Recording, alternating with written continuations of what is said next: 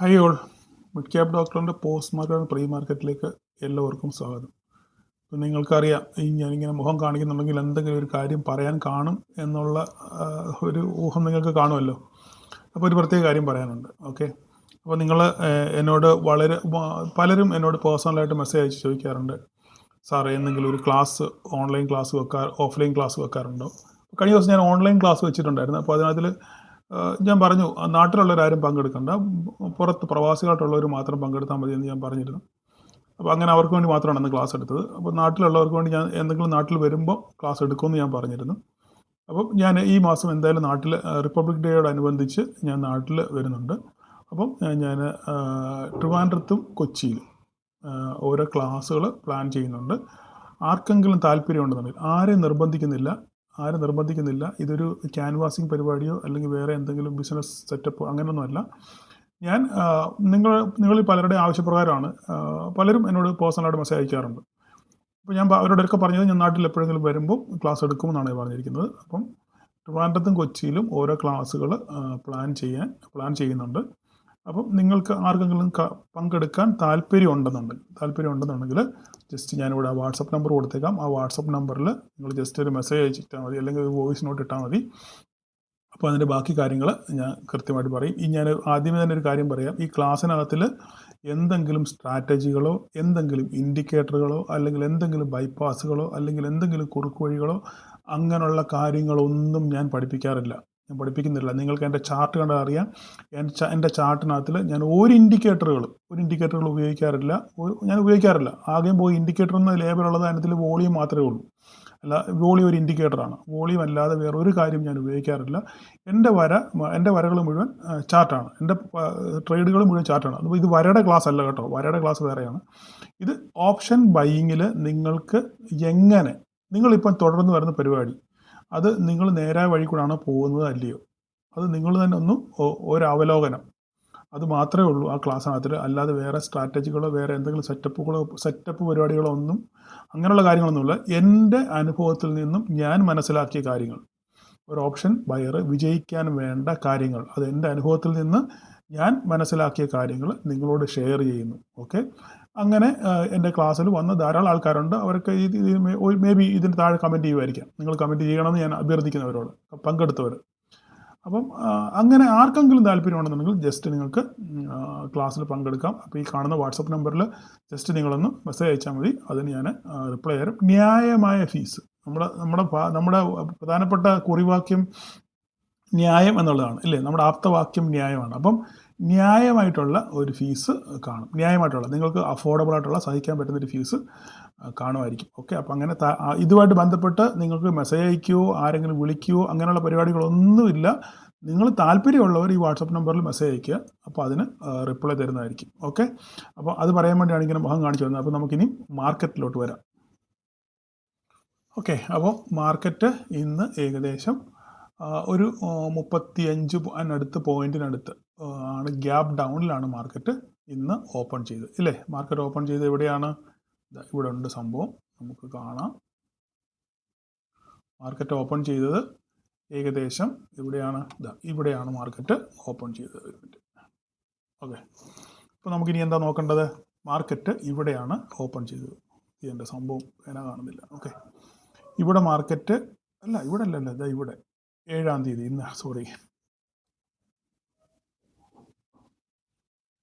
Market ഇന്ന് രാവിലെ ഇവിടെ ഓപ്പൺ ചെയ്ത് കഴിഞ്ഞപ്പം ഞാൻ രാവിലെ പ്രീ മാർക്കറ്റിൽ ഞാൻ ഗ്രൂപ്പിൽ മെസ്സേജ് ഇട്ടിരുന്നു, മാർക്കറ്റ് ഓപ്പൺ ചെയ്താലും താഴോട്ട് ഇറങ്ങി വരാനുള്ള സാധ്യതയാണ് ഉള്ളത് എന്ന് ഞാൻ പറഞ്ഞിരുന്നു. മാർക്കറ്റ് ഇതാണ്, ഈ ഡോട്ടഡ് ലൈനാണ് കാണുന്നത്, ഇല്ലേ? ഈ ഡോട്ടഡ് ലൈനാണ് നമ്മുടെ ഇന്നത്തെ ഓപ്പണിങ്. ഏകദേശം 26,143 എന്ന് പറയുന്ന പോയിന്റിലാണ് മാർക്കറ്റ് ഇന്ന് ഓപ്പൺ ചെയ്തത്. ഓക്കെ, ഓപ്പൺ ചെയ്തതിന് ശേഷം ഞാൻ പറഞ്ഞു മാർക്കറ്റ് താഴോട്ട് ഇറങ്ങി വരാനുള്ള സാധ്യത ഉണ്ടെന്ന് പറഞ്ഞു. മാർക്കറ്റ് നേരെ താഴോട്ട് വന്ന് നമ്മുടെ ലൈൻ ടെസ്റ്റ് ചെയ്തു, അല്ലേ? താഴോട്ട് വന്ന് നമ്മുടെ ലൈന് ടെസ്റ്റ് ചെയ്തു. അതിനുശേഷം അടുത്തൊരു ഗ്രീൻ ക്യാൻഡിൽ ഉണ്ടായി. പക്ഷെ അതിനെ കട്ട് ചെയ്ത് പോയില്ല. നമ്മുടെ ഈ ലൈനിനെ ഫസ്റ്റ് 5 മിനിറ്റ്സ് ക്യാൻഡിലിനെ കട്ട് ചെയ്ത് പോയില്ല. അതിനുശേഷം വീണ്ടും നല്ലൊരു ബെയറിഷ് മാർബോസോ എന്ന് തന്നെ പറയാം, നല്ല സ്ട്രോങ് ആയിട്ട് ഒരു റെഡ് ക്യാൻഡിൽ വീണു, അല്ലേ? റെഡ് ക്യാൻഡിൽ വീണു. അതിനുശേഷം പിന്നെയും മുകളിലോട്ട് കയറാൻ ശ്രമിച്ചു. പിന്നെ ആക്ട് ചെയ്തത് മുഴുവൻ നമ്മളുടെ ഈ ഓപ്പണിംഗ് ലൈനാണ്, ഇല്ലേ? ആ ഓപ്പണിംഗ് ലൈനിൽ പോയി തട്ടി തിരിച്ചു വന്ന് വീണ്ടും നല്ല രീതിയിലൊരു ബെയറിഷ് ക്യാൻഡിൽ ഉണ്ടായി. അതിനുശേഷം നമ്മളുടെ 118 എന്ന് പറയുന്ന പോയിന്റ് ശക്തമായിട്ട് ഒരു സപ്പോർട്ടായിട്ട് ആക്ട് ചെയ്തു അല്ലേ? സപ്പോർട്ടായിട്ട് ആക്ട് ചെയ്ത് മാർക്കറ്റ് ഇവിടുന്ന് തിരിച്ച് കയറിപ്പോയി. ഇവിടെങ്ങും ബിഗിനറിന് ഇവിടെങ്ങും ഒരു ട്രേഡ് എടുക്കാനുള്ള ഒരു അവസരം ഇല്ലായിരുന്നു, ഉറപ്പാണ്. ഓൺലി എക്സ്പീരിയൻസ്ഡ് ട്രേഡേഴ്സ് മാത്രമല്ല, സ്കാൽപ്പേഴ്സിന് മാത്രമേ ഉള്ളായിരുന്നു അവിടെ ഒരു അവസരമുള്ളത്. അപ്പോൾ നമുക്കിനി ബിഗിനേഴ്സിന് എവിടെയാണ് അവസരമുള്ളത് നമുക്ക് നോക്കാം. ബിഗിനേഴ്സിന് എവിടെയാണ് അവസരമുള്ളത്? നമ്മൾ ഇന്നലെ കഴിഞ്ഞ ദിവസങ്ങളിലൊക്കെ നമ്മുടെ ചാർട്ടിനകത്തിൽ നമ്മൾ പഠിച്ചു ഇല്ലേ? ഒരു ഏതെങ്കിലും ഒരു പോയിന്റിൽ മാർക്കറ്റ് എത്തിയതിന് ശേഷം അവിടുന്ന് റിജക്ഷൻ ഉണ്ടെന്നുണ്ടെങ്കിൽ ആ പോയിന്റ് നമ്മൾ മാർക്ക് ചെയ്ത് വെക്കണം എന്ന് പറഞ്ഞു. ഇപ്പം നമ്മളിവിടെ നോക്കിക്കഴിഞ്ഞാൽ നമുക്ക് മനസ്സിലാവും കഴിഞ്ഞ കുറേ ദിവസങ്ങളായിട്ട് ഈ ഒരു ഏരിയയിൽ മാർക്കറ്റ് ഇതാ നമ്മൾ കഴിഞ്ഞ പ്രാവശ്യം നേരത്തെ പഠിച്ചു, കഴിഞ്ഞ ദിവസങ്ങളിലെ ക്ലാസ്സിൽ പഠിച്ചു. ഇതാ കൃത്യമായിട്ട് ഒരു പോയിന്റിൽ വന്നിട്ട് മാർക്കറ്റ് എന്ത് ചെയ്യുന്നു? സപ്പോർട്ട് എടുക്കുന്നു. വീണ്ടും അതേ പോയിന്റും സപ്പോർട്ട് എടുക്കുന്നു. വീണ്ടും കുറേ ഓടിക്കഴിഞ്ഞ ശേഷം അതേ പോയിന്റും സപ്പോർട്ട് എടുത്തു. അവിടുന്ന് അത് ബ്രേക്ക് ചെയ്തിട്ട് തിരിച്ചു പിന്നെ അത് ഇത് ആദ്യം സപ്പോർട്ടായിട്ട് ആക്ട് ചെയ്തു, പിന്നെ എന്ത് ചെയ്തു? ഇത് റെസിസ്റ്റൻസ് ആയിട്ട് ആക്ട് ചെയ്തു. മാർക്കറ്റ് ഇന്ന് വീണ്ടും അടുത്ത ദിവസം പിന്നെ ഇതുപോലെ തന്നെ മാർക്കറ്റ് ഓപ്പൺ ചെയ്തു. ഈ പറയുന്ന അതുപോലെ തന്നെ വീണ്ടും ഒരു പർട്ടിക്കുലർ പോയിന്റ് അല്ലേ? ഒരു പർട്ടിക്കുലർ പോയിന്റ് റെസിസ്റ്റൻസ് എടുത്തു. ഇന്നലെ നമ്മളിത് ഓൾറെഡി എക്സ്പ്ലെയിൻ ചെയ്തതാണ്. സപ്പോർട്ട് എടുത്തു, വീണ്ടും തിരിച്ചു വന്നു, ആ പോയിന്റ് വന്നു, വീണ്ടും തിരിച്ചു വന്നു, ആ പോയിന്റ് വന്നു ഇല്ലേ? അപ്പോൾ ഇന്നലെ അത് കഴിഞ്ഞു. ഇന്ന് വീണ്ടും അതേ പോയിന്റ് തന്നെ മാർക്കറ്റ് എന്ത് ചെയ്തു? ഇവിടെ നോക്കിയാൽ മനസ്സിലാവും. അതേ പോയിന്റ് തന്നെ മാർക്കറ്റ് വീണ്ടും റെസിസ്റ്റൻസ് ഫേസ് ചെയ്തു. അപ്പം കഴിഞ്ഞ ദിവസങ്ങളിൽ എവിടെയാണോ മാർക്കറ്റ് റെസിസ്റ്റൻസ് ഫേസ് ചെയ്തത് അതേ പോയിന്റ് തന്നെ മാർക്കറ്റ് ഇന്നും വന്ന് അവിടെ എടുത്തു. അപ്പോൾ നമുക്കിവിടെ അറിയത്തില്ല, ഇവിടെ ഇന്ന് മാർക്കറ്റ് ഇവിടെയാണ് ഇല്ലേ? ഇവിടുന്ന് മാർക്കറ്റ് ഓപ്പൺ ചെയ്തു, മാർക്കറ്റ് പോയി. അതിനുശേഷം മാർക്കറ്റ് ഇന്നത്തെ റെസിസ്റ്റൻസ് നമുക്ക് അറിയത്തില്ല എവിടെയാണ്. പക്ഷേ ഇന്നലത്തെ അതേ റെസിസ്റ്റൻസ് പോയിന്റ് തന്നെ വന്ന് മാർക്കറ്റ് എന്ത് ചെയ്തു? റിജക്റ്റ് ചെയ്തു. അപ്പോൾ നമുക്ക് മനസ്സിലായി, ഇത് തന്നെ റെസ്പെക്ട് ചെയ്യാനുള്ള സാധ്യത വളരെ കൂടുതലാണ് എന്ന് മനസ്സിലായി അല്ലേ? അതിനുശേഷം മാർക്കറ്റ് അവിടെ നേരെ തിരിച്ച് താഴെ വന്നു. വീണ്ടും നമ്മുടെ 26,118 സപ്പോർട്ട് എടുത്തു. വീണ്ടും തിരിച്ച് മാർക്കറ്റ് കയറിപ്പോൾ അതേ പോയിന്റ് തന്നെ വന്ന് റിജക്റ്റ് ചെയ്തു. അപ്പോൾ നമുക്ക് മനസ്സിലായി ഇതൊരു റിജക്ഷൻ പോയിന്റ് ആണ് മനസ്സിലായി. ഒന്നുകിൽ നമുക്ക് ഇവിടെ ഒരു ലൈൻ വരച്ചിടാം, വേണമെങ്കിൽ നമുക്ക് അവിടെ ഒരു ലൈൻ വരയ്ക്കുവാണെന്നുണ്ടെങ്കിൽ നമുക്ക് കാര്യം കൃത്യമായിട്ട് കുറച്ചുകൂടെ ക്ലിയർ ആയിട്ട് മനസ്സിലാവും. നമുക്ക് വേണമെങ്കിൽ അവിടെ ആ ഒരു പോയിന്റിൽ വേണമെങ്കിൽ നമുക്ക് ലൈൻ വരയ്ക്കാം. നമുക്കൊന്ന് ലൈൻ വരച്ച് നോക്കാം, ചുമ്മാ നമുക്കൊരു ലൈൻ വരച്ച് നോക്കാം. ഇപ്പോൾ ഇതാണ് റെസിസ്റ്റൻസ് പോയിന്റ് ഇല്ലേ? ഇതാണ് റെസിസ്റ്റൻസ് പോയിന്റ്. അപ്പോൾ ആ പോയിന്റ് വന്നിട്ട് നോക്കിക്കേ, കറക്റ്റായിട്ട് നിങ്ങൾ പലരും വരച്ച് എനിക്ക് മെസ്സേജ് അയച്ചിട്ടുണ്ട്. കറക്റ്റായിട്ട് ആ പോയിന്റ് പോയിട്ട് വന്നിട്ട് എന്ത് ചെയ്തു? റിജക്റ്റ് ചെയ്തു. വീണ്ടും ഇവിടെ വന്നിട്ട് റിജക്ഷൻ വന്നു. ഇവിടെ നമുക്കൊരു ട്രേഡ് എടുക്കാമായിരുന്നു ഇല്ലേ? വീണ്ടും ഇവിടെ നിന്ന് റിജക്ഷൻ എടുത്തു. നമുക്കൊരു 5 മിനിറ്റിൻ്റെ ക്യാൻഡിലും കിട്ടി, റിജക്ഷൻ ക്യാൻഡിൽ കിട്ടി. ഇവിടെയൊക്കെ നമുക്ക് ട്രേഡ് എടുത്താൽ എന്താ ഗുണം എന്നതാ? സ്റ്റോപ്പ് ലോസ് വളരെ ചെറിയ സ്റ്റോപ്പ് ലോസിൽ നമുക്ക് നല്ല ടാർഗറ്റ് കിട്ടാനും നമുക്ക് ട്രേഡ് ഓപ്പർച്യൂണിറ്റികളും ഉണ്ട് ഇവിടെ ഇല്ലേ? ചെറിയ സ്റ്റോപ്പ് ലോസ്. നിങ്ങളിൽ പലരും ഇവിടെ ട്രേഡ് എടുത്ത് ഇത് വരച്ച് എനിക്ക് സ്ക്രീൻഷോട്ട് അയച്ചു തന്നിട്ടുണ്ട്. ശരി, സമ്മതിച്ചു. അപ്പം ഞാൻ പറഞ്ഞതിൻ്റെ താല്പര്യം എന്ന് പറഞ്ഞു കഴിഞ്ഞാൽ നമ്മൾ ഇങ്ങനെയുള്ള പോയിന്റുകൾ മാർക്കറ്റിൽ ഇതൊന്നും ആരും പറഞ്ഞു തരേണ്ട കാര്യമില്ല. നമ്മൾ ഇത് എങ്ങനെ മനസ്സിലാവുന്നത്? കൃത്യമായി എല്ലാ ദിവസവും ചാർട്ടിനെ വീക്ഷിക്കുകയും മാർക്കറ്റിനെ വീക്ഷിക്കുകയും ക്യാൻഡിലുകളുടെ ഫോർമേഷൻസും ക്യാൻഡിലുകളുടെ സ്ട്രക്ചറും ഡെയിലി മനസ്സിലാക്കുന്നവർക്ക് ഇങ്ങനെയുള്ള കാര്യങ്ങൾ പെട്ടെന്ന് മനസ്സിലാകും. ഇതിൻ്റെ കൂടെ തന്നെ നമ്മുടെ പ്രൈസ് ആക്ഷൻ സീരീസ് കണ്ടവർക്കാണെങ്കിലും പെട്ടെന്ന് കാര്യം മനസ്സിലാകും. അപ്പോൾ അങ്ങനെ ഇവിടെ വന്ന് റിജക്റ്റ് ചെയ്തു. ആ റിജക്ഷനിൽ ട്രേഡ് എടുത്ത് ധാരാളം ആൾക്കാരുണ്ട്. നമുക്ക് അവിടുന്ന് അവർക്ക് നല്ല രീതിയിൽ പ്രോഫിറ്റ്. ഇത് നോക്കിക്കേ, ഇവിടെ വന്നു നേരെ തിരിച്ചു. ഒരു പക്ഷെങ്കിൽ നമ്മുടെ ഞാൻ പറഞ്ഞു വരയ്ക്കുമ്പം അന്ന് മാർക്കറ്റ് ഓപ്പൺ ചെയ്യുമ്പോൾ അന്നത്തെ എന്താണ് ഓപ്പണിംഗ് ലൈൻ നമുക്ക് വളരെ ഇമ്പോർട്ടൻ്റ് ആണ് എന്ന് ഞാൻ പല പ്രാവശ്യം പറഞ്ഞിട്ടുണ്ട് അല്ലേ? ഇന്നലെ ഞാൻ പറഞ്ഞു ഓപ്പണിംഗ് ലൈൻ നമുക്ക് വളരെ ഇമ്പോർട്ടൻ്റ് ആണ്. ഈ കാര്യങ്ങളൊക്കെ നമ്മൾ ക്ലാസ്സിനകത്ത് സംസാരിക്കും. അപ്പം ഈ ഓപ്പണിംഗ് ലൈനിൽ വന്നിട്ട് സപ്പോർട്ട് എടുത്തു. നോക്കിക്കേ, ഇവിടെ വന്നു സപ്പോർട്ട് എടുക്കുന്നു, തിരിച്ച് വീണ്ടും കയറി പോകുന്നു, വീണ്ടും ഇവിടെ സപ്പോർട്ട് എടുക്കുന്നു, സസ്റ്റെയിൻ ചെയ്തില്ല, വീണ്ടും പോയിട്ടും അങ്ങോട്ട് മേലോട്ട് കയറാനുള്ള ശക്തി മാർക്കറ്റിനില്ല ഇല്ലേ? ഓരോ ഹൈയിലും സെല്ല് വന്നോണ്ടിരിക്കും. ഞാൻ ഓൾറെഡി ഇത് എല്ലാ കാര്യവും വിശദമായിട്ട് ഗ്രൂപ്പിൽ ഞാൻ വോയിസ് മെസ്സേജ് ഇട്ടിട്ടുണ്ടായിരുന്നു ഇല്ലേ? എത്ര ഹൈ പോയാലും മാർക്കറ്റ് സെൽ ഓഫ് വരാനുള്ള സാധ്യത കൂടുതലാണ്. ഇല്ലെങ്കിൽ 237 കടക്കണം. 267 കടക്കാതെ നമുക്കൊരു ബുള്ളിഷ് സ്ട്രക്ചർ പറയാൻ പറ്റത്തില്ല. അറ്റ്ലീസ്റ്റ് ഈ 155 കടക്കണം. ഈ 155 കടന്ന് സസ്റ്റെയിൻ ചെയ്തെങ്കിൽ മാത്രമേ നമുക്കൊരു അപ്സൈഡ് പോകാൻ പറ്റത്തുള്ളൂ. അതിൻ്റെ കൺഫർമേഷൻ കിട്ടണമെങ്കിൽ 267 കടക്കണം എന്ന് ഞാൻ കൃത്യമായിട്ട് നമ്മുടെ ഗ്രൂപ്പിൽ പറഞ്ഞിരുന്നു ഇല്ലേ? പക്ഷെങ്കിൽ ഇത് കടക്കാൻ ശ്രമിച്ചു, ഇവിടൊക്കെ കടക്കാൻ ശ്രമിച്ചു, പക്ഷേ നടന്നില്ല. അതിനുശേഷം അവിടുന്ന് ഫെയിലായി മാർക്കറ്റ് പിന്നെ പൊട്ടി താഴോട്ട് വരികയായിരുന്നു. ഈ 26,218 പൊട്ടി താഴോട്ട് വന്നെങ്കിലും ഈ ഒരു ഫോള് കിട്ടിയെങ്കിലും എപ്പോഴും മാർക്കറ്റ് ഇവിടെ തിരിച്ച് കയറാൻ ശ്രമിച്ചുകൊണ്ടിരിക്കും, ഇല്ലേ? തിരിച്ച് കയറാൻ ശ്രമിച്ചുകൊണ്ടിരിക്കുകയാണ്. അപ്പം ഞാൻ ഓൾറെഡി പറഞ്ഞു, ഇവിടെ വന്നപ്പോൾ ഞാനൊരു മെസ്സേജ് ഇട്ടു, ഇതിന് താഴെ സസ്റ്റെയിൻ ചെയ്യുമോ ഇല്ലയോ, ഒരു ഫോൾ വരുമോ ഇല്ലയോ എന്നൊരു ക്വസ്റ്റ്യൻ മാർക്ക് ഇട്ട് ഞാനൊരു ഒരു ഒരു ഒരു വാചകം ഞാൻ എഴുതിയിട്ടായിരുന്നു ഗ്രൂപ്പിൽ, അല്ലേ? എഴുതിയിട്ട് അതിനുശേഷം മാർക്കറ്റ് എന്ത് ചെയ്തു? ഈ താഴെ ഒരു ഫോള് നമ്മളെ തെറ്റിദ്ധരിപ്പിച്ചു, മാർക്കറ്റിൽ ഒരു ഫോള് കിട്ടും എന്നൊരു പ്രതീതി വരുത്തി തീർത്തു. വീണ്ടും തിരിച്ചു കയറി, വീണ്ടും ഇതാ നോക്കിക്കുക, ഇവിടുന്ന് റിജക്ഷൻ വന്നു, വീണ്ടും തിരിച്ചു കയറി, വീണ്ടും തിരിച്ച് പൊട്ടി, വീണ്ടും തിരിച്ചു കയറി, ഇല്ലേ? അപ്പോൾ ഇവിടെ എന്താണ്, മാർക്കറ്റ് പൊട്ടും എന്നൊരു പ്രതീതി വലിയ ക്യാൻഡിലുകൾ തന്ന് നമ്മളെ ഇൻസ്റ്റിറ്റ്യൂഷൻസ് അല്ലെങ്കിൽ ഓപ്പറേറ്റേഴ്സ് എന്ത് ചെയ്തു? വലിയ ക്യാൻഡിലുകൾ നമ്മളെ പറ്റിക്കാൻ ശ്രമിക്കും, ഇല്ലേ? മാർക്കറ്റ് ഇവിടുന്ന് പൊട്ടാൻ സാധ്യത കൂടുതൽ എന്നുള്ളൊരു പ്രതീതി വരുത്തി തീർത്തിട്ട് മാർക്കറ്റിനെ അരിച്ച് മുകളിലോട്ട് കൊണ്ടുപോകും. അങ്ങനെ മാർക്കറ്റ് അവസാനം വരെ പൊട്ടും എന്ന് പ്രതീതി വരുത്തി തീർത്തതിന് ശേഷം മാർക്കറ്റ് എന്ത് ചെയ്തു? ഇവിടെ വരെ വന്നു, തട്ടി തിരിച്ചു കയറി, വീണ്ടും അതേ ഓൾമോസ്റ്റ് ആ പോയിന്റിലെത്തി, മാർക്കറ്റ് വീണ്ടും തിരിച്ചു കയറി. അവസാനത്തെ ഒരു മണിക്കൂറിൽ മാർക്കറ്റ് തിരിച്ച് ഈ ലാസ്റ്റ് ഒരു മണിക്കൂർ എന്താ സംഭവിക്കുന്നത്? ലാസ്റ്റ് ഒരു മണിക്കൂറിൽ ഇവിടെയൊക്കെ പി എടുത്ത ആൾക്കാർ കാണും, അല്ലേ? ഈ പി എടുത്ത ആൾക്കാരൊക്കെ ഇൻട്രാഡേ ആയിരിക്കും എടുത്തേക്കുന്നത്. അവരൊക്കെ ഇവിടെ എന്ത് ചെയ്യും? ഇവിടെയൊക്കെ എക്സിറ്റ് ചെയ്യുമ്പോഴാണ് ഇവിടെ ഒരു ബൈങ് പ്രഷർ വന്ന് മാർക്കറ്റ് പതുക്കെ മുകളിലോട്ട് കയറി പോകുന്നത്. വീണ്ടും എവിടെ വന്ന് അവസാനിച്ചു മാർക്കറ്റ്? എവിടെയാണോ മാർക്കറ്റ് ഓപ്പൺ ചെയ്തത് അതേ പോയിന്റിൽ തന്നെ വന്ന് വീണ്ടും മൂഷ്യസ്ത്രീ ആയ പോലെ അതേ പോയിന്റിൽ വന്ന് മാർക്കറ്റ് ക്ലോസ് ചെയ്തു. ഓക്കെ, അപ്പോൾ ഇന്നലെ ഒരു ഡോജിയാണ് ഉണ്ടായത്. അപ്പോൾ നമുക്ക് ഇനിയും വേണമെന്നുണ്ടെങ്കിൽ ഡെയിലി ക്യാൻഡിലോട്ടൊന്ന് ജസ്റ്റ് ഒന്ന് പോയി നോക്കാം. അപ്പോൾ നമുക്ക് കറക്റ്റ് കാര്യം മനസ്സിലാവും എന്താണ് സംഭവിച്ചേക്കെന്നുള്ളതും ഒരു ഡെയിലി സ്ട്രക്ചർ നമുക്ക് മനസ്സിലാവും, മാർക്കറ്റിന് എന്താ സംഭവിച്ചേക്കുന്നത്. നമുക്ക് നോക്കാം എന്താ സംഭവിച്ചേക്കുന്നതെന്ന്. നമുക്ക് ഡെയിലിയിലോട്ട് പോയാം. ഡെയിലിയാണ് കിടക്കുന്നത്. ഓക്കെ, ഡെയിലിയിലോട്ട് നോക്കിക്കാൻ കണ്ടോ എന്താ സംഭവിച്ചേക്കുന്നത്? ഇവിടെ ഒരു ഡോജി ഫോർമേഷൻ ഉണ്ടായിരിക്കുന്നത്, ഇല്ലേ? ആദ്യം ഒരു ഡോജി ഉണ്ടായി, പിന്നെ ഈ ഡോജി താഴെ വിക്ക് കുറവും മുകളിൽ വിക്ക് കൂടുതലുമാണ്, അതായത് സെല്ലിംഗ് പ്രഷർ കൂടുതലാണ്. ഇവിടെ നേരെ തിരിച്ചാണ്, വിക്ക് താഴെ കൂടുതലും മുകളിൽ ചെറിയ വിക്കുകൾ, അതായത് ഇവിടെ ഇത്രയും മാർക്കറ്റ് താഴെ വന്നിട്ട് തിരിച്ച് കയറി എന്നുള്ളതാണ് അർത്ഥം. പക്ഷേ ഇവിടെ നമ്മൾ ശ്രദ്ധിക്കേണ്ട ഒരു കാര്യം എന്ന് പറഞ്ഞാൽ ഈ ഡോജി വന്നിരിക്കുന്നത് എവിടെയാണ്? പ്രീവിയസ് ക്യാൻഡിലിന് താഴെയാണ്, അല്ലേ?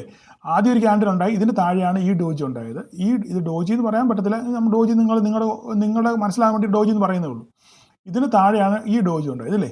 ഇതിനെ താഴെയാണ് ഈ ഡോജി ഉണ്ടായിരിക്കുന്നത്. അപ്പോൾ നാളെ എന്താ സംഭവിക്കുന്നുള്ളത് നമ്മൾ വളരെ ശ്രദ്ധാലുവായിട്ടിരിക്കണം നാളത്തെ മാർക്കറ്റിൽ. കാരണം മാർക്കറ്റിൽ ഒരു പക്ഷെങ്കിൽ നാളെ ഒരു സെൽ ഓഫ് വന്നാലും ബൈങ് പ്രഷർ ആക്റ്റീവ് ആകാനുള്ള സാധ്യത വളരെ കൂടുതലാണ്. ഈ ഒരു ലെവലുകളിൽ ഇതൊരു ലെവലാണ്, നോക്കിക്കേ, ഇത് ഒരു റെസിസ്റ്റൻസ് ലെവലാണ്. ഇവിടെയൊക്കെ മാർക്കറ്റ് എന്ത് ചെയ്തിട്ടുണ്ട്? സപ്പോർട്ടോ റെസിസ്റ്റൻസോ എടുത്ത ഏരിയകളാണ് ഇവിടെ. ഈ ലൈൻ ഡോട്ടഡ് ലൈൻ തന്നെ നിങ്ങൾ നോക്കിയാൽ മനസ്സിലാവും. ഈ ഏരിയയിലൊക്കെ എന്താണ്? സപ്പോർട്ട് അല്ലെങ്കിൽ റെസിസ്റ്റൻസ് ആയിട്ട് ആക്ട് ചെയ്തിട്ടുണ്ട്, ഇല്ലേ? കണ്ടോ? അപ്പോൾ ഈ ഏരിയ, അപ്പോൾ എന്താ സംഭവിക്കുന്നത്? ഈ ഏരിയയിൽ ഒരു സപ്പോർട്ട് സോൺ ഉണ്ട്, ഇവിടെ ഒരു സപ്പോർട്ട് സോൺ. അപ്പം ഇവിടെ നിന്നാണ് മാർക്കറ്റ് റിജക്ട് ചെയ്തേക്കുന്നത്. അപ്പോൾ നാളെ എന്താ സംഭവിക്കുന്നത്? ഈ ക്യാൻഡിൻ്റെ ലോ ബ്രേക്ക് ചെയ്ത് താഴോട്ട് പോയാൽ മാർക്കറ്റ് ഫർദറായിട്ട് താഴോട്ട് പോകാനുള്ള സാധ്യതയുണ്ട്. നമുക്ക് ഇനി ഇപ്പോൾ 5 മിനിറ്റിൻ്റെ ക്യാൻഡിലോട്ടൊന്ന് പോയി നോക്കാം. 5 മിനിറ്റിൻ്റെ ക്യാൻഡിലോട്ടൊന്ന് പോയി നോക്കിയാൽ നമുക്ക് കറക്റ്റ് കാര്യം മനസ്സിലാവും. നമുക്ക് ഈ ലോ നാളെ, അപ്പോൾ എന്താ സംഭവിക്കുന്നത്? നാളെ ഈ ലോ, ഇതാണ് നമുക്ക് ഇന്നത്തെ ലോ, അല്ലേ? ഈ ലോ ബ്രേക്ക് ചെയ്താൽ, നാളെ ഈ ലോ ബ്രേക്ക് ചെയ്ത് വന്നാൽ, ഇവിടുന്ന് ബ്രേക്ക് ചെയ്താൽ നമുക്ക് അടുത്തത് 26.010 എന്ന് പറയുന്നത് നമ്മുടെ പ്രസിദ്ധമായ ലൈനാണ്. 26.010 നിങ്ങൾക്ക് എല്ലാവരും കാണാപ്പാടായിട്ടുള്ള ലൈനാണ്. ഇത് വന്ന് സപ്പോർട്ട് തിരിച്ചു കയറി പോകുന്നുണ്ടോ നോക്കുക. ഓക്കെ, ഇവൻ സസ്റ്റെയിൻ ചെയ്തില്ല എന്നുണ്ടെങ്കിൽ, ഇതിൻ്റെ താഴെ മാർക്കറ്റ് പൊട്ടി ഒരു 15 മിനിറ്റ് നേരം ഇതിൻ്റെ താഴെ മാർക്കറ്റ് നിന്നാൽ ഫർദറായിട്ട് മാർക്കറ്റ് താഴോട്ട് വീഴാനുള്ള സാധ്യതയുണ്ട്. പക്ഷേങ്കിൽ ഇവിടെ എപ്പോഴും ഈ ഏരിയയിൽ എത്തുമ്പോൾ ഒരു ബൈ ആക്റ്റീവ് ആകും, മാർക്കറ്റിനെ എപ്പോഴും മേലോട്ട് പുഷ് ചെയ്യാനായിട്ട് ശ്രമിച്ചുകൊണ്ടിരിക്കും. അത് മാത്രമല്ല, ബഡ്ജറ്റ് വരാനുള്ള സമയമായി. ഫെബ്രുവരി 1-ാം തീയതിയാണ് ബഡ്ജറ്റ്, അല്ലേ? ഞായറാഴ്ചയാണ്, സൺഡേ ആണ്, അന്ന് മാർക്കറ്റ് ഉണ്ടായിരിക്കും. അപ്പം നമുക്ക് ആ ദിവസങ്ങളിലേക്ക് ഒരു ബൈ വരേണ്ട ഒരു ആവശ്യകത ഉണ്ട്. കാരണം ബജറ്റിൽ പല കാര്യങ്ങളും പ്രഖ്യാപിക്കുക. അപ്പോൾ അതിൻ്റെ ഒരു ഗുണഭോക്താവാകണമെന്നുണ്ടെങ്കിൽ ആൾക്കാർ ഇവിടുന്നേ പതുക്കെ വാങ്ങിച്ചു കൊടുക്കും. പക്ഷെങ്കിൽ നമ്മുടെ മുന്നിൽ എന്താ പ്രശ്നം? വാറിൻ്റെ ഒരു പ്രശ്നം ഇങ്ങനെ നിൽക്കുന്നത് കൊണ്ട് മാർക്കറ്റിൽ ഒരു അൺസർട്ടനിറ്റി ഉണ്ട്. ഇറാനെ ഇപ്പോൾ അടിക്കും എന്നുള്ളൊരു പ്രതീതി ഇങ്ങനെ നിൽക്കുന്നു. പക്ഷെങ്കിൽ എന്ത് സംഭവിക്കുമെന്ന് ആർക്കും പറയാൻ പറ്റത്തില്ല. ഓക്കെ, ഇന്നലെ ആണെങ്കിലും റിലയൻസിൻ്റെ ആ പ്രശ്നത്തിനകത്തിൽ റിലയൻസ് ഡിനേ ഡിനേ ചെയ്തെങ്കിലും എന്ത് ചെയ്തില്ല, ഇന്നും റിലയൻസ് താഴെ പോയി. അത് ആ റിക്കവറി നടന്നില്ല. കാരണം എന്താണ്, എന്തോ മാർക്കറ്റ് അതിനെയൊക്കെ സംശയ ദൃഷ്ടിയോടാണ് കാണുന്നത് എന്നുള്ള ഒറ്റ കാരണം കൊണ്ടാണ് റിലയൻസ് ഇത് തിരിച്ചു കയറാത്തത്. ഓക്കെ, അപ്പം മൊത്തത്തിൽ ഗ്ലോബൽ ഒരു അൺസർട്ടനിറ്റി ഉണ്ട്. എന്തുകൊണ്ടാണ്? അപ്പോൾ നിങ്ങൾ പറയും സാറേ US മാർക്കറ്റ് കയറുന്നില്ല. US മാർക്കറ്റ് കയറുന്നത് എന്തുകൊണ്ടാണ്? അവർക്ക് പോസിറ്റീവാണ്. കാരണം ഇത്രയും ഓയിൽ അവർക്ക് കിട്ടി. വെനസ്വേലയിൽ നിന്നുള്ള മൊത്തം ഓയിലിൻ്റെയും പിടി ഇപ്പം ഈ ട്രംപിൻ്റെ കയ്യിലാണ്. അപ്പോൾ ഇഷ്ടം പോലെ അവർക്ക് ഓയിൽ കച്ചവടം നടത്തി കാശുണ്ടാക്കാം. അവരുടെ GDP വലുതാകും, അവരുടെ സമ്പദ്ഘടന വലുതാകും. അത് കാശുള്ളവൻ പിന്നെ കയ്യിൽ കൊള്ളവൻ കാര്യക്കാരൻ എന്ന് പറഞ്ഞ പോലെ അവൻ്റെ പൈസയുണ്ട്, അവൻ്റെ ആയുധബലമുണ്ട്. അപ്പോൾ അതുകൊണ്ട് അവൻ അവിടെ പോയി അത് പിടിച്ചടക്കി. ഇപ്പോൾ ഇതുപോലെ തന്നെ അടുത്ത രാജ്യങ്ങൾ ഇനിയും പിടിച്ചെടുക്കാനുള്ള സാഹചര്യങ്ങളൊക്കെ ഉണ്ടാകാനുള്ള സാധ്യതയുണ്ട്. അതൊക്കെ നമുക്ക് കണ്ടറിയാം. എന്തായാലും വെനസ്വേലയിൽ ധാരാളം ഓയിലുണ്ട്. ആ ഓയിലിൻ്റെ അധിപനായിട്ടുണ്ട് ഇപ്പോൾ ട്രംപ്. അപ്പോൾ ഇനി ട്രംപ് അതിനി എന്ത് ചെയ്യും? ഖനനം ചെയ്ത് അത് ശുദ്ധീകരിച്ച് അവരുടെ നാട്ടിൽ കൊണ്ടുപോയി അവരുടെ രാജ്യത്തെ വികസിപ്പിക്കാനുള്ള വഴി നോക്കും. അപ്പോൾ ഇതുകൊണ്ട് ആർക്കാണ് തട്ടുകേട് പറ്റുന്നത്? ഇന്ത്യക്കാണ് തട്ടുകേട് പറ്റുന്നത്. ഇന്ത്യയെ പോലുള്ള രാജ്യങ്ങൾക്കാണ് തട്ടുകേട് പറ്റുന്നത്. അപ്പോൾ അതൊക്കെ ഇനി വലിയ ഭാവി സംസാരിക്കേണ്ട കാര്യങ്ങൾ, അതൊക്കെ പോട്ടെ, നമ്മുടെ വിഷയമല്ല. അപ്പം എന്തായാലും മാർക്കറ്റിൽ ഗ്ലോബലി ഒരു അൺസർട്ടനിറ്റി ഉണ്ട്. ആ അൺസർട്ടനിറ്റി മാറണം എന്നുണ്ടെന്നുണ്ടെങ്കിൽ ഒന്നുകിൽ നമ്മുടെ ട്രേഡ് ഡീല് സെറ്റാവണം, ഇല്ലെങ്കിൽ നമുക്ക് ബജറ്റ് വരെ ഇങ്ങനെയൊക്കെ തന്നെ പോകും. ഇല്ലെങ്കിൽ ട്രംപ് എന്തെങ്കിലും കാര്യത്തിൽ തീരുമാനം ഉണ്ടാകാതെ നമുക്ക് ഇന്ത്യയുമായിട്ട് ബന്ധപ്പെട്ട എന്തെങ്കിലും ഒരു പോസിറ്റീവ് അപ്ഡേറ്റ് പറയണം. എന്നെങ്കിൽ മാത്രമേ നമുക്കൊരു അപ്സൈഡ് റാലി ഉള്ളൂ.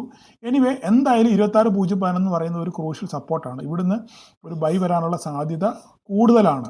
ഇവിടെ സസ്റ്റെയിൻ ചെയ്താൽ 26.011 സസ്റ്റെയിൻ ചെയ്ത് കഴിഞ്ഞാൽ ബൈ വരാനുള്ള സാധ്യത വളരെ കൂടുതലാണ്. അല്ല ഇത് പൊട്ടിയാൽ നേരെ സാധനം താഴോട്ട് പോകാനുള്ള സാധ്യതയാണ്. എന്തായാലും നിങ്ങൾ നാളെ ട്രേഡ് ചെയ്യുന്നത് 26.011 വാച്ച് ചെയ്യാൻ ശ്രമിക്കുക. ഓക്കെ, അപ്പം നമുക്ക് ബാക്കി അടുത്ത ബാങ്ക് നിഫ്റ്റി നോക്കിക്കഴിഞ്ഞാൽ ബാങ്ക് നിഫ്റ്റി ഇന്നും പിടിച്ചു നിൽക്കാൻ ശ്രമിച്ചു. എങ്ങും പോയില്ല. ഇന്നും ബാങ്ക് നിഫ്റ്റി എവിടെയാണോ ഓപ്പൺ ചെയ്തത് ആ ഏരിയയിൽ തന്നെയാണ്, ഇല്ലേ? ഇവിടെയാണ് മാർക്കറ്റ് ഓപ്പൺ ചെയ്തത്, ആ ഏരിയയിൽ തന്നെയാണ് ഇന്നും ബാങ്ക് നിഫ്റ്റി ഒന്ന് ക്ലോസ് ചെയ്തിരിക്കുന്നത്, നമ്മുടെ ഈ 59,985 എന്ന് പറയുന്ന പോയിന്റിൽ. അപ്പോൾ എങ്ങോട്ടും ഒരു മൂവ്മെൻറ്റും ഇല്ലാതെ അങ്ങോട്ടും ഇങ്ങോട്ടും കുറച്ച് ആടിക്കളിച്ചു എന്നുള്ളതല്ലാതെ പ്രത്യേകിച്ച് ഒരു വിഷൻ ഇല്ല, അല്ലെങ്കിൽ ഒരു ഗതി മാർക്കറ്റിനില്ല, അല്ലെങ്കിൽ ബാങ്ക് നിഫ്റ്റിക്കില്ല. ബാങ്ക് നിഫ്റ്റിക്ക് നല്ല, നിഫ്റ്റിക്ക് ആർക്കും ഇല്ല. ആകെ പോയ ഗതി ഉള്ളത് നമ്മുടെ മിഡ് ക്യാപ്പിന് മാത്രമാണ്. ആ മിഡ് ക്യാപ്പിൽ എന്താ സംഭവിച്ചെന്നുള്ള കാര്യം നമുക്ക് അടുത്ത് പറയാം. അപ്പോൾ നമ്മൾ ഈ ലെവൽ നോക്കുക, 59,985 നോക്കുക, എങ്ങോട്ട് ബ്രേക്ക് ചെയ്യുന്നു നോക്കിയിട്ട് അതിനനുസരിച്ച് നിങ്ങൾ ട്രേഡ് ചെയ്യാൻ ശ്രമിക്കുക. വേറെ കൂടുതലൊന്നും പറയാനില്ല നമുക്ക് ബാങ്ക് നിഫ്റ്റിക്കകത്തിൽ. കാരണം എങ്ങോട്ടും പോകുന്നില്ല മാർക്കറ്റ്. എങ്ങോട്ടെങ്കിലും ഡിസിസീവായിട്ട് ബ്രേക്ക് ചെയ്തെങ്കിൽ മാത്രമേ നമുക്ക് ബാങ്ക് നിഫ്റ്റി പറ്റി എന്തെങ്കിലും നമുക്കത് പറയാൻ പറ്റത്തുള്ളൂ. അപ്പോൾ പക്ഷേ മിഡ് ക്യാപ്പിനകത്ത് നമുക്ക് പറയാനുണ്ട്. മിഡ് ക്യാപ്പിനകത്ത് പറയാനുള്ള കാരണം എന്താണ്? മിഡ് ക്യാപ്പിൻ്റെ സ്റ്റോക്കുകൾ നോക്കിക്കഴിഞ്ഞാൽ ഇന്ന് ഡിക്സണും HDFC കോഫോർജ് പെർസിസ്റ്റൻസ് സിസ്റ്റം നല്ല രീതിയിൽ ഇന്ന് പെർഫോം ചെയ്തു. അതിൻ്റെ ഒരു പെർഫോമൻസ് ആണ് ഇന്ന് നമ്മൾക്ക് മിഡ് ക്യാപ്പിനകത്ത് കാണാൻ പറ്റിയത്. അതുകൊണ്ടാണ് മറ്റ് രണ്ട് സ്റ്റോക്കുകളും നെഗറ്റീവായിട്ട്, ബാങ്ക് നിഫ്റ്റി നെഗറ്റീവിൽ പോയിട്ടും മിഡ് ക്യാപ്പ് ഇന്ന് പോസിറ്റീവിൽ ക്ലോസ് ചെയ്തതിൻ്റെ പ്രധാനപ്പെട്ട കാര്യം എന്താണെന്ന് വെച്ച് കഴിഞ്ഞാൽ BSE, ഡിക്സണ്, HDFC AMC, പിന്നെ പെർസിസ്റ്റൻസ് സിസ്റ്റം, ഇത്രയും, പിന്നെ കോഫോർജും കുമിൻസും പെർസിസ്റ്റൻസും ഓൾമോസ്റ്റ് എല്ലാവരും ഹെവി വെയിറ്റേജ് സ്റ്റോക്കുകളെല്ലാം നല്ല പോസിറ്റീവിലായിരുന്നു. അതുകൊണ്ടാണ് ഇവർ എന്ത് ചെയ്തത്, ഇന്ന് മിഡ് ക്യാപ്പ് പെർഫോം ചെയ്തത്. 100 പോയിന്റ് ഗ്യാപ്പ് അപ്പിലാണ് ക്ലോസ് ചെയ്തിരിക്കുന്നത്. മറ്റുള്ളവരെല്ലാം നെഗറ്റീവിലുമാണ് ക്ലോസ് ചെയ്തത്. അപ്പോൾ എപ്പോഴും ഒരു കാര്യം മനസ്സിലാക്കണം, നിഫ്റ്റിയെ നോക്കി ഒരിക്കലും മിഡ് ക്യാപ്പിനെ ട്രേഡ് ചെയ്യാൻ പാടില്ല. ഹൈ വോളറ്റൈൽ സ്റ്റോക്കാണ്. അതിൻ്റെ ഹെവി വെയിറ്റേജ് സ്റ്റോക്കുകളെ പറ്റി നോക്കി മാത്രം നിങ്ങൾ ട്രേഡ് ചെയ്യാൻ ശ്രമിക്കുക. ഈ വക കാര്യങ്ങളൊക്കെ നമ്മൾ ക്ലാസ്സിൽ സംസാരിക്കുന്നുണ്ട്. ഓക്കെ, അപ്പോൾ ഇത്രയൊക്കെ ഉള്ളൂ പറയാൻ. നാളെ അപ്പം 14,118 പൊട്ടിക്കുമെന്ന് നോക്കുക. പൊട്ടിച്ച് മേലോട്ട് പോയി കഴിഞ്ഞാൽ അപ്സൈഡായിട്ട് പിന്നെയും മിഡ് ക്യാപ്പിന് പോകാൻ പറ്റും. ഇല്ലയെന്നുണ്ടെങ്കിൽ 14,944 പൊട്ടിക്കണം. പൊട്ടിച്ചാൽ താഴോട്ട്. ഇവിടെ ഒക്കെ വന്നപ്പോൾ ഞാൻ ഓൾറെഡി ഗ്രൂപ്പിൽ നമുക്ക് ചാർട്ട് ഇട്ടായിരുന്നു, ഇല്ല, ഇവിടെ സപ്പോർട്ട് എടുത്തപ്പോൾ ഞാൻ ചാർട്ട് ഇട്ടായിരുന്നു. ഇതിലൊക്കെ ഓരോരുത്തർ മെസ്സേജ് അയച്ചു, എനിക്ക് സ്ക്രീൻഷോട്ട് അയച്ചു, പ്രോഫിറ്റ് ബുക്ക് ചെയ്യുമെന്ന് പറഞ്ഞു. ഓക്കെ, പ്രോഫിറ്റ് ബുക്ക് ചെയ്തവരൊക്കെ ഞാൻ അപ്രീഷിയേറ്റ് ചെയ്യുന്നു. അപ്പം കൃത്യമായ ഇടവേളകൾ പ്രോഫിറ്റ് ബുക്ക് ചെയ്ത് നിങ്ങൾ മുന്നോട്ട് പോകാൻ ശ്രമിക്കുക. നിങ്ങളുടെ അഭിപ്രായങ്ങളും കമൻറ്റുകളും നിങ്ങളുടെ അനുഭവങ്ങളും നിങ്ങൾ പങ്കുവയ്ക്കാനും ശ്രമിക്കുക. അപ്പോൾ ഇത്രയൊക്കെ ഉള്ളൂ ഇന്നത്തെ വീഡിയോയിൽ പറയാൻ. നാളെ എല്ലാവർക്കും ഒരു പ്രോഫിറ്റബിൾ ഡേ ആശംസിക്കുന്നു. ക്ലാസ്സിൻ്റെ കാര്യം നിങ്ങൾക്ക് താല്പര്യമുണ്ടെങ്കിൽ മാത്രം പങ്കെടുക്കാൻ ശ്രമിക്കുക. ഞാൻ വാട്സപ്പ് നമ്പർ അവിടെ ഇട്ടേക്കാം. Okay, thank you all.